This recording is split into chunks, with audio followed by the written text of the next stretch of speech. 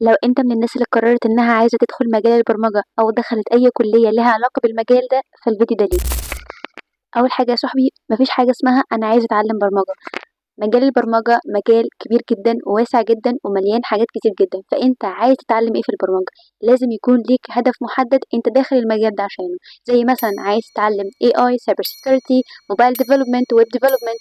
اي مجال من دول انت عايز تتعلمه لازم يكون ده هدفك قبل ما انت تقرر انك تتعلم برمجة. لان صدقني لو انت مش محدد هدف ليك فانت هتتوه، لان في حاجات كتير جدا المفروض انك تتعلمها، فانت هتبقى محتار تذاكر ده ولا ده ولا ده. فلازم تكون على علم بالهدف بتاعك قبل ما تدخل.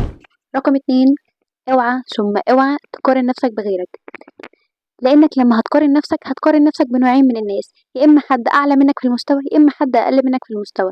لو انت قارنت نفسك بحد اعلى منك في المستوى هتحس باحباط كبير، وفي الغالب مش هتكمل لان انت هتقول انك صعب توصل للمستوى ده في وقت قصير. طب تاني حاجة لما تقارن نفسك بحد أقل منك فطبعا انت هتتغر وهتشوف ان انت أعلى من الشخص ده، فبرضه هتتدبس ومش هتكمل مذاكرة.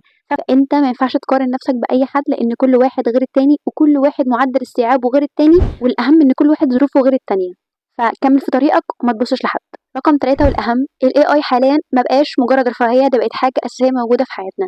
فخلي ال AI يكون داعم ومساعد ليك مش بديل عنك. يعني تقدر تخليه يساعدك بكل الطرق الممكنة، يساعدك في المذاكرة، يساعدك في المشاريع، يساعدك في حاجات كتير. طيب بس ما تخلوش هو اللي يفكر بدالك، خليه هو مجرد آلة مساعدة ليك مش بديل عنك. بمعنى ان لو ال AI وقف انت تقدر تكمل عادي. مفيش حاجة اسمها في البرمجة ايه اسهل مجال اتعلمه او ايه اصعب مجال اتعلمه، في حاجة اسمها ايه انسب مجال اتعلمه. نقي المجال المناسب ليك اللي انت حابه واللي انت قادر تكمل فيه اللي انت قادر تذاكره. تمام، مفيش حاجه اسمها ايه اسهل مجال اتعلمه، لان ممكن اسهل حاجه ده انت ما تكونش حابب انك تذاكرها، او اصعب مجال ده اللي انت ممكن تكون شايف نفسك الجامد اللي مفيش منه اتنين وتروح تتعلمه وتلاقي الموضوع صعب عليك ومش قادر تكمل فيه. فاختار الحاجه اللي انت قادر تقعد بالساعات تذاكرها. خامس حاجه والاهم، ما ينفعش البرمجه تكون حاجه جانبيه في يومك او حاجه بتعملها في وقت فراغك، دي لازم تكون جزء اساسي من يومك او جزء من الروتين بتاعك.